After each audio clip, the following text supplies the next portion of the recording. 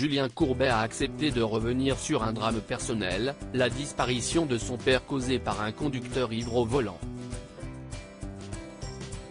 L'invité de cet avou ce mardi 28 février a fait un rapprochement avec le cas de Pierre Palmade. Accompagnateur des matinées de millions de Français chaque matin avec son émission Arnaque sur M6, Julien Courbet ne résout pas seulement les problèmes des autres.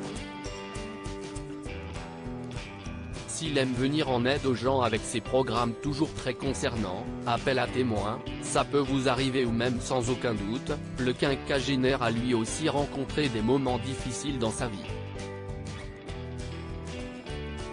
On peut notamment citer la disparition, dans des circonstances glauques et dramatiques, de son père victime d'un accident de la circulation mortelle. Il avait accepté d'en parler longuement une seule fois, lors d'un échange avec Anne Roumanoff en 2020 sur Europe 1. 3 ans plus tard, celui qui n'avait que 28 ans à l'époque du drame revient sur l'incident dans cet avou. Deux histoires avec quelques similarités face à Anne-Elisabeth Lemoine, l'animateur de 58 ans aujourd'hui se souvient, « Mon père venait juste d'être à la retraite, il marche sur le trottoir et un homme qui était alcoolisé au volant, le fauche. Il le fait exploser, il n'y a pas d'autre mot.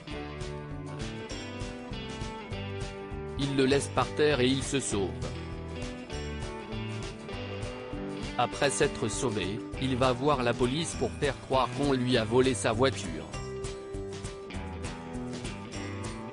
Sauf que les policiers ont trouvé son comportement bizarre, donc à 5 h du matin ils sont allés perquisitionner chez lui et ils ont trouvé les clés de la voiture.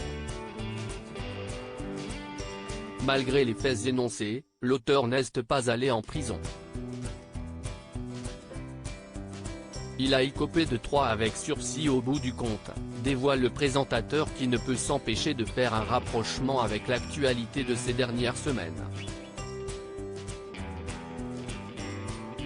Tout ça pour dire que, je ne veux même pas rentrer dans les détails de l'affaire Palmade, placé en détention provisoire pour homicide et blessures involontaires, NLDR, ce qu'il a fait est inadmissible et impardonnable, mais si est juste pour expliquer aux gens qui s'insurgent que malheureusement on ne va pas en prison quand on fait ça. Il n'a pas eu de traitement en particulier parce qu'il est connu, il a peut-être eu un traitement en défaveur, analyse-t-il. Une opinion bien tranchée. L'ex-visage de TF1 aimerait aider ce type de personnes, comme l'homme qui a tué, on perd, pour éviter que de telles situations se reproduisent. Je souhaite qu'il soit soigné et surtout après, je pense que je l'aurais accompagné pour aller dans les écoles, les facs etc. Afin qu'il explique ce qu'il s'est passé. Qu'il dise j'ai pris le volant complètement sous et j'ai brisé une famille, explique cet habitué du petit écran. Selon lui, une incarcération l'aurait amené à faire des mauvaises rencontres, peut-être basculer dans d'autres choses, donc ça ne sert strictement à rien, dans ce cas. À lire aussi Julien Courbet, ses rares confidences sur la mort tragique de son père.